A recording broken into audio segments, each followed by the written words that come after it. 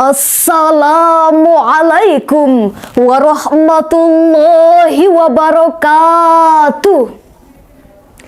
Alhamdulillahil qail in ja'akum fasikum binaba'in fatabayyanu an tusibu qauman bijahalah. Wassalatu wassalamu ala rasulillah wa ala alihi wa ashabihi wa manit taba'ahudah amma ba'du.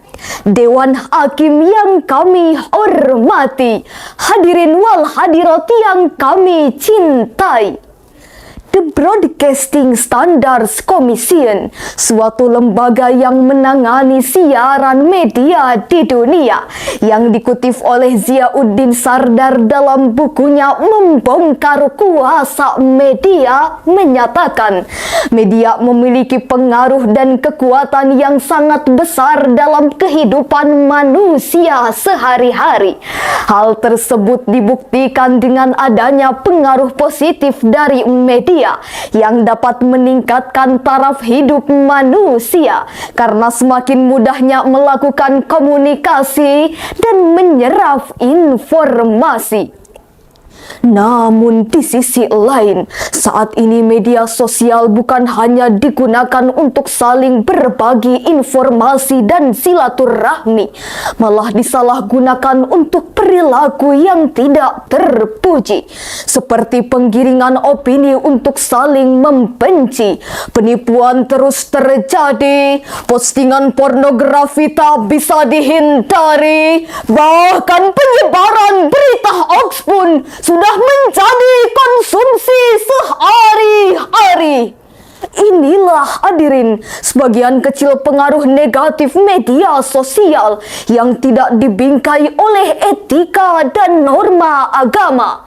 Oleh sebab itu, konsep Al-Quran dalam menyikapi berita hoax di media sosial adalah judul syarahan Al-Quran yang akan kami uraikan pada kesempatan ini dengan landasan Al-Quran surah Al-Hujurat ayat 6. A'udzu billahi minasy syaithanir rajim.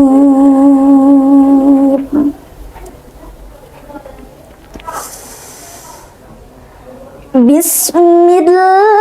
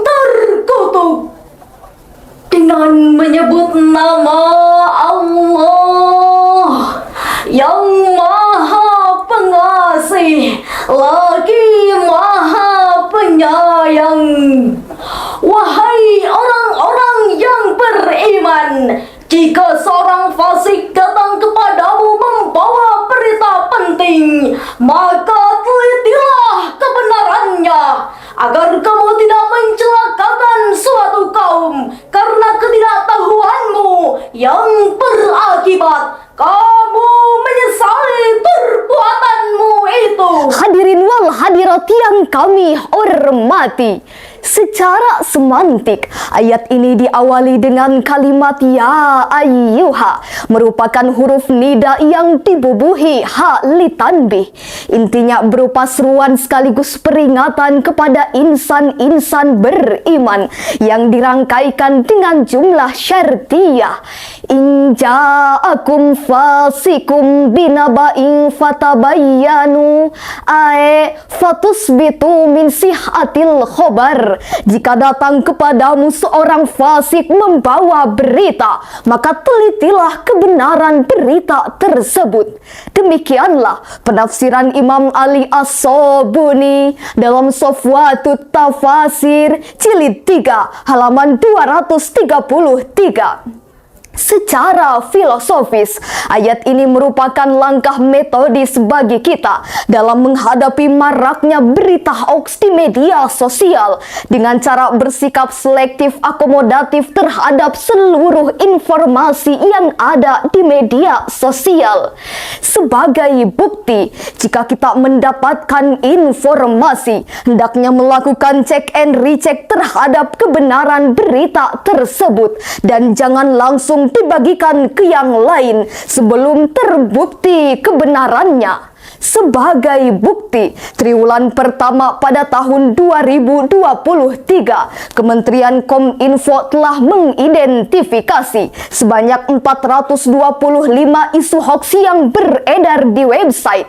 Jumlah itu lebih tinggi dibandingkan triwulan pertama pada tahun 2022, di mana mencapai 393 isu hoax yang beredar. Dengan demikian hadirin, saat ini manusia sedang dimanjakan oleh kemajuan multimedia, di mana komunikasi tak lagi menggunakan surat, melainkan menggunakan handphone dengan berbagai fasilitasnya.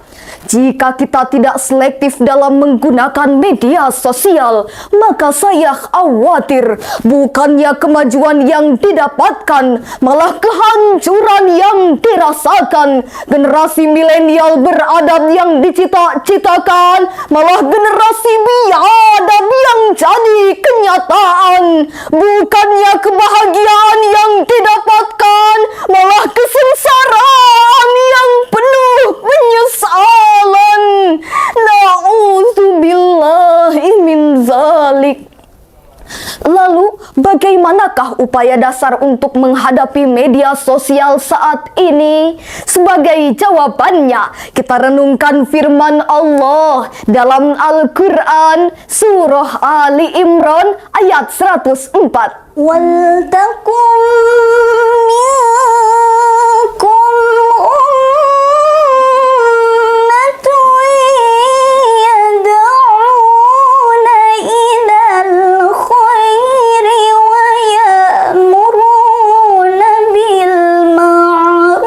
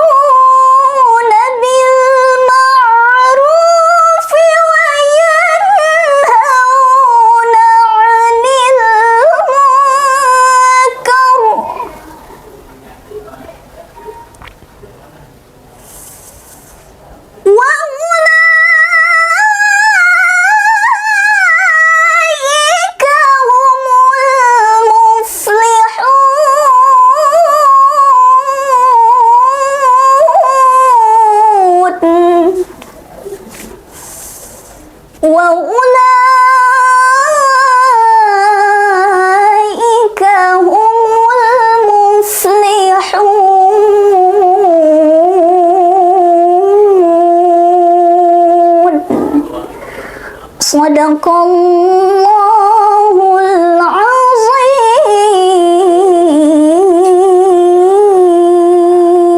Dan hendaklah ada di antara kamu segolongan orang yang menyeru kepada kebajikan, menyuruh berbuat yang ma'ruf dan mencegah dari yang mungkar. Mereka itulah orang-orang yang beruntung. Maha benar Allah dan Maha Agung. Hadirin wal hadirat yang berbahagia, ayat ini merupakan langkah strategis bagi kita dalam menghadapi pengaruh media sosial agar terhindar dari perilaku negatif, yakni menjadikan media sosial sebagai media dakwah. Hal ini sebagaimana terangkai dalam kalimat wal takum minkum ummah, wal takum minkum ta'ifatu yad'una lid-da'watillah lil amri bikulli ma'rufin wan nahyi an kulli munkarin. Hendaklah ada sekelompok di antara kalian yang berdakwah menuju jalan Allah, menyuruh pada yang ma'ruf dan mencegah dari yang munkar. Demikianlah penafsiran Imam Ali As-Sabuni dalam Safwatut Tafasir jilid 1 halaman 221. Lalu, bagaimanakah aplikasi dakwah melalui media sosial saat ini? Yakni menjadikan media sosial sebagai media dakwah dengan cara melakukan transformasi dan kulturisasi nilai-nilai syariat Islam melalui media yang ada, sehingga masyarakat tidak lagi membaca berita hoax melainkan membaca berita yang hak. Tidak lagi mengkonsumsi postingan ujaran kebencian, melainkan ajakan cinta dan kasih sayang. Tidak lagi melihat postingan pornografi, melainkan banyak tayangan mengaji. Tidak lagi diadu dombakan oleh sebagian golongan, melainkan ajakan kerukunan dan perdamaian. Oleh sebab itu, pada kesempatan ini kami menghimbau kepada seluruh rakyat Indonesia, khususnya umat Islam, hendaknya selektif dalam menggunakan media sosial. Kepada kaum terpelajar, para mubalik dan para mahasiswa agar menguasai teknologi informasi multimedia untuk berhasilnya media dakwah di era modern sekarang ini. Dan kepada aparatur pemerintah, hendaknya melakukan tindakan kepada oknum-oknum yang meraih keuntungan di balik penggunaan media sosial yang telah melanggar etika, norma agama, dan kemanusiaan. Setuju hadirin? Hadirin wal hadirat yang kami hormati, uraian ini dapat kami simpulkan bahwa selektif dalam menggunakan media sosial adalah perilaku positif, serta aktif berdakwah di media sosial adalah perilaku produktif dalam rangka mewujudkan insan-insan beriman dan terhindar dari perilaku negatif. Sekian dan demikian yang dapat kami sampaikan. Kami akhiri dengan sebuah pantun. Iki kampus menawan, Mahasiswanya ramah dan dermawan. Jika media sosial tidak ingin disalahgunakan, jadikan media dakwah dan penyebar kebenaran. Wassalamualaikum warahmatullahi wabarakatuh.